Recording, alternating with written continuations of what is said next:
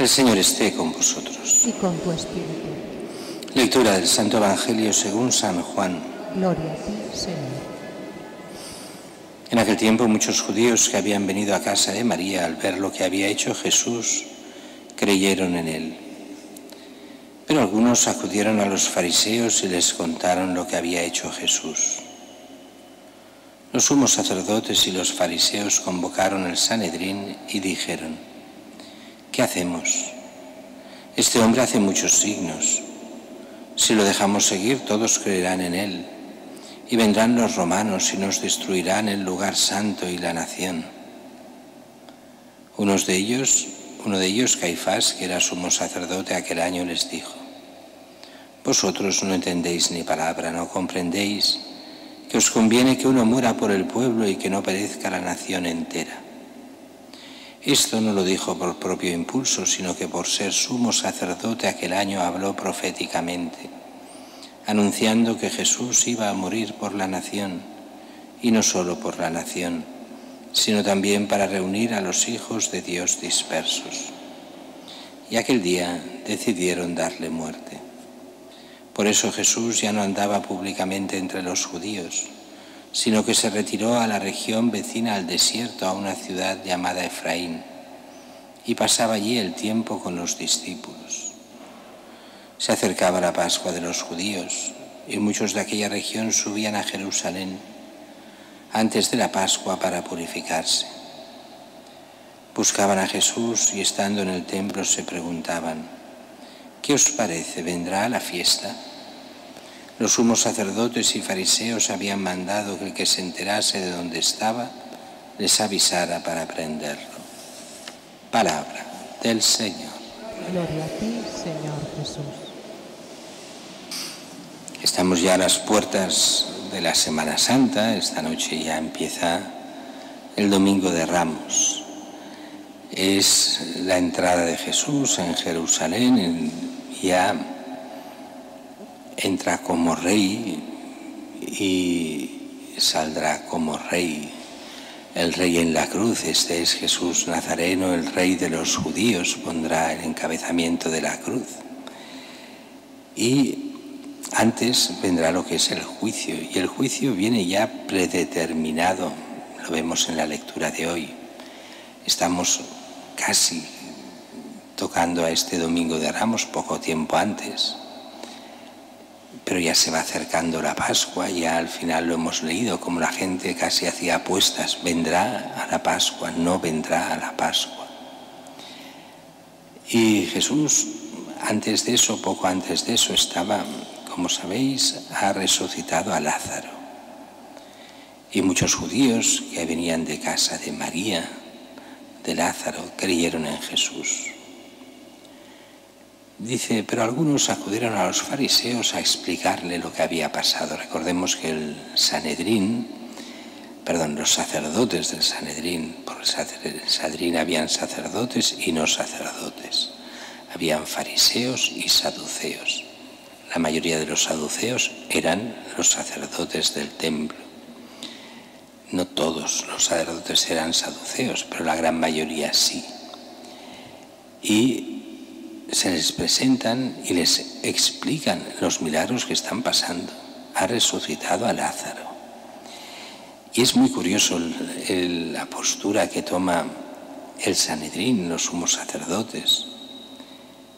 Porque en el Sanedrín lo que se dice es: este hombre está haciendo muchos signos. En el Evangelio de Juan, los signos son los milagros, donde lo importante no es el milagro como lo entendemos los occidentales, como una cosa extraordinaria, que lo es, sino para ellos lo importante es que es un signo de la acción de Dios. Dios está actuando, es un signo.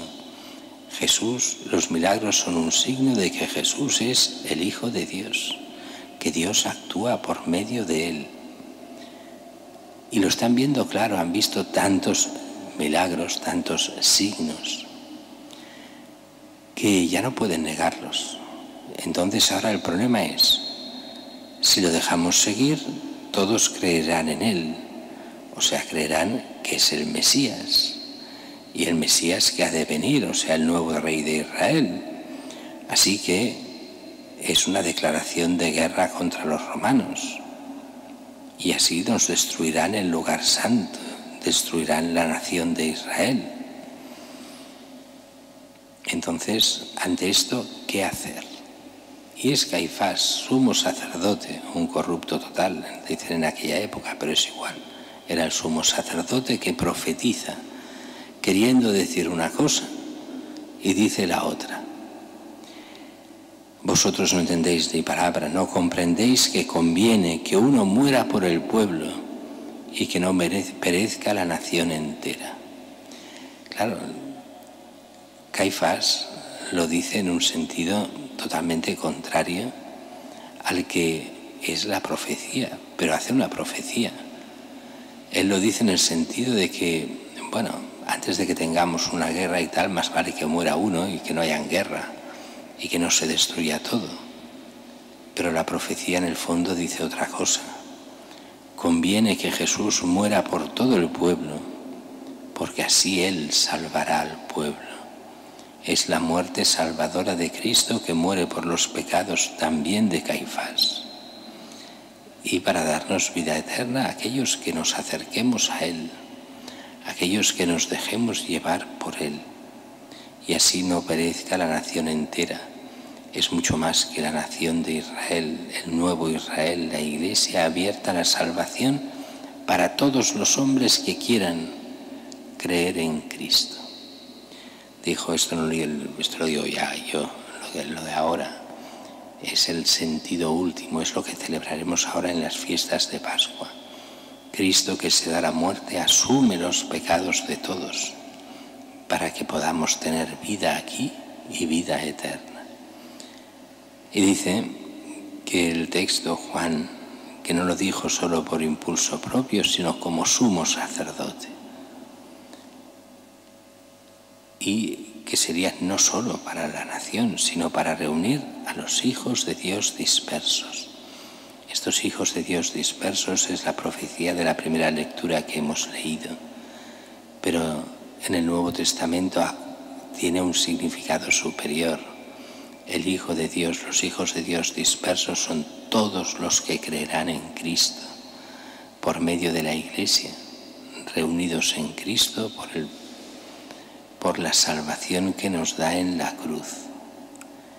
Y dice que a raíz de esta profecía de Caifás deciden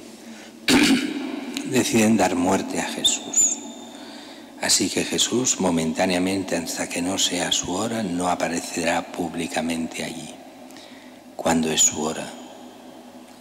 Lo veremos ya mañana, cuando entra en Jerusalén, cuando lo aclaman sus seguidores con los ramos, cuando empieza toda aquella predicación en el templo, y será ya el tiempo de la última cena, la traición y la muerte, la pasión y muerte de Jesús. Es lo que vamos a celebrar toda esta semana.